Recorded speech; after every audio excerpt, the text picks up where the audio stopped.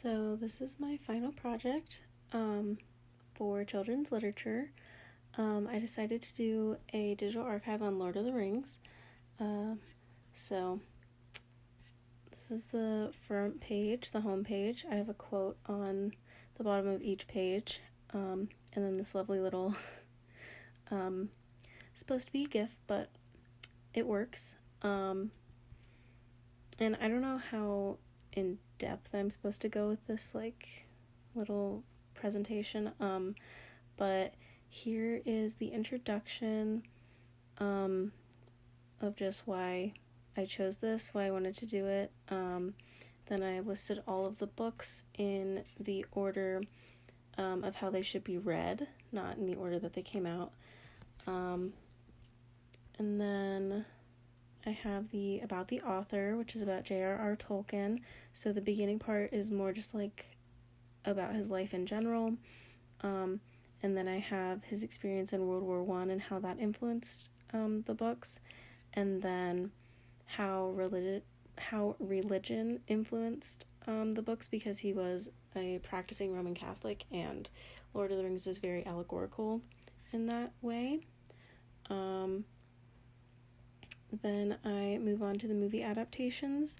The beginning is just a quick thing about how Peter Jackson directed and worked on all those films, and then it's interesting because Tolkien himself wasn't really a fan of the idea of having his books adapted, so there's a quote that he said about that, and then his son was also not really a fan of the adaptations.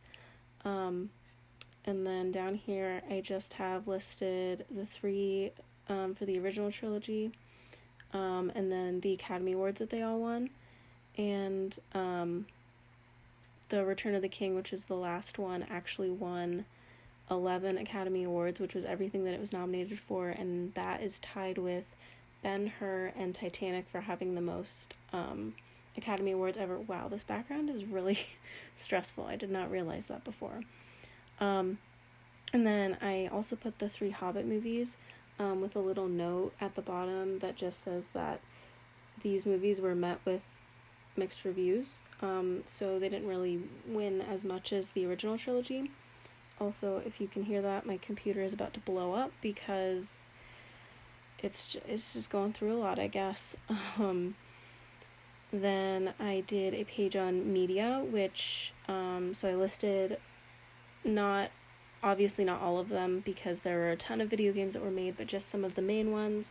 And under each one I listed what kind of game it was, who it was released by, and a lot of them are Electronic Arts, which is EA. And then under each one I also listed a review. Most of the reviews are from IGN. And then I listed a few of the main fan websites, or just websites in general.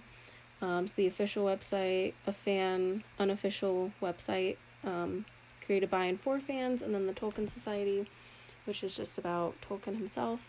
And then this is actually kind of the thing that sparked my thinking for this archive. Lord of the Rings in 99 Seconds by John Cozart. If you haven't seen it, would highly recommend everything that he does, but especially this video. It's really funny and really good. So there's that. And then the last page, computer's going so slow, is just all the sources I used for each thing. And then I'm dumb and I realize I skipped literally the most important page. This is the argument page, and I'm obviously not going to read all of this, but it's basically an argument about how the movie adaptations and the books themselves changed fantasy in the modern era.